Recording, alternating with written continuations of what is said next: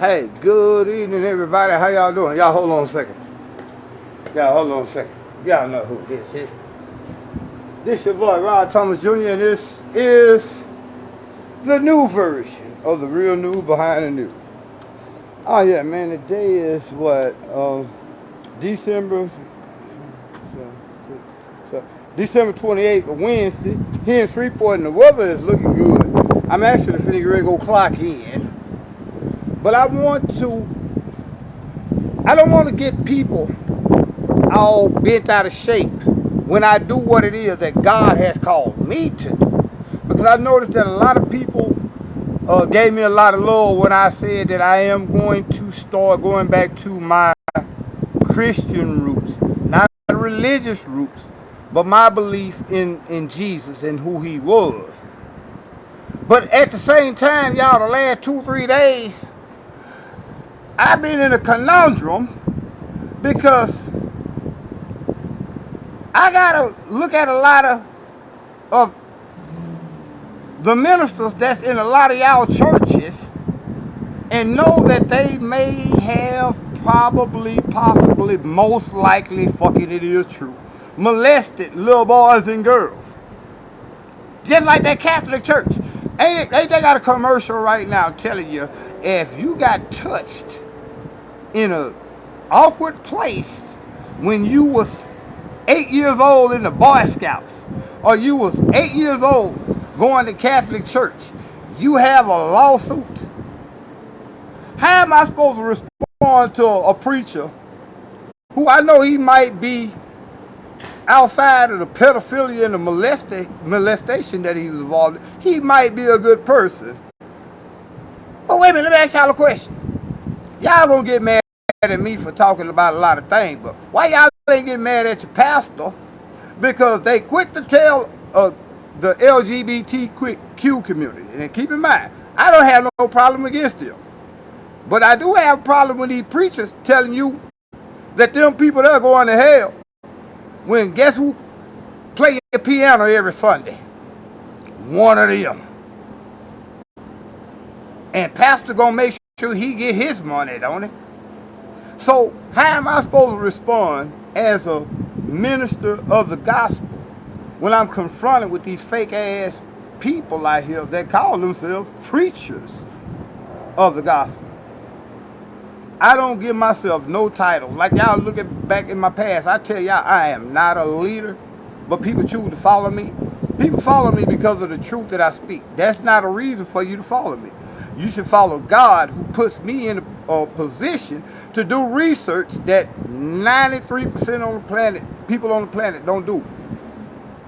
So how am I supposed to respond to these preachers now that I have submitted myself to the will of God and about to preach this gospel of Jesus Christ, the true Jesus, not that one they tell y'all about in church. But when we speak the true Jesus, because remember Paul and them had an issue with that, going back and you look at the book of Acts. That's why Paul had to say, this Jesus that I preach to you. I'm a preacher to Jesus that would have told pastor of such and such a Baptist Star, Inglewood, Tabernacle, on the hill, on the Cooper Road, on Russell Road. I served, but Jesus would have told him, man, you shouldn't have touched that little girl or that little boy. So I've been calling these people out all this time. How am I supposed to be a preacher now and not call them other so-called preachers out? Y'all been giving tithes and offering to these Negroes all this time, and they use that one scripture, Malachi, what is it, 3:16.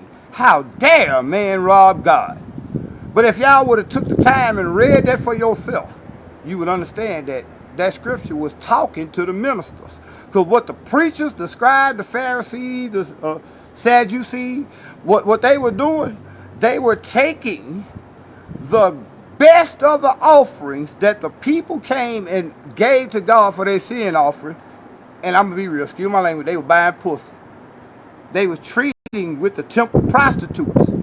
Now, when you go read the Bible and you go look at history, the temple prostitutes were women, but mostly men. And we see that today. Boy. How am I supposed to stand up next to a preacher and smile at him when I know he done molested 2 or 3 children. He done had sex with some man who was at work on Sunday. He done had sex with that man's wife. How am I supposed to look at these niggas and say, God is touched, he told us to tell y'all to touch not my anointed one. That Negro was never anointed in the first motherfucking place. He was never anointed. And you know one of the reasons why it took me so long? Because I done touched a lot of other men's wives. I done did a lot. Boy, if y'all knew, my family would tell y'all some stories, make your mind go pop about the stuff that I did. And one reason why I never submitted, because I had light doing what I was doing. But one thing I never did was touch an underage girl. Fellas, we gonna get off religion, but fellas, next time you and your homeboys at a gathering and y'all having fun and you see a child walk by and one of your partners say, boy, she gonna be bad, she gonna be tough when she get 21. I don't endorse violence, but whoop that nigga. Why you looking at that little child anyway? This is why why you got so much sex trafficking, child abuse, when it comes to sexual child abuse, because your preacher's doing it in front of y'all eyes. Look at that boy, what his name was, Eddie Long, who laid his long Eddie in them little boys. Guess who paid for his lawsuit, y'all? And I'm gonna end this video. His church. Through the insurance company. His church paid them little boys to go away. So how can I stand up next to a bunch of preachers, deacons, prophets, niggas that just know pastor and carry his Bible for him? How can I stand up next to them when I know they done messed with children? Or they're not. They're on the down low. Yeah, one thing about R. Kelly, you gotta get, I'm gonna say this something. R. Kelly was so genius, he created that phrase, down low. A lot of y'all preachers on the down low, and y'all know this.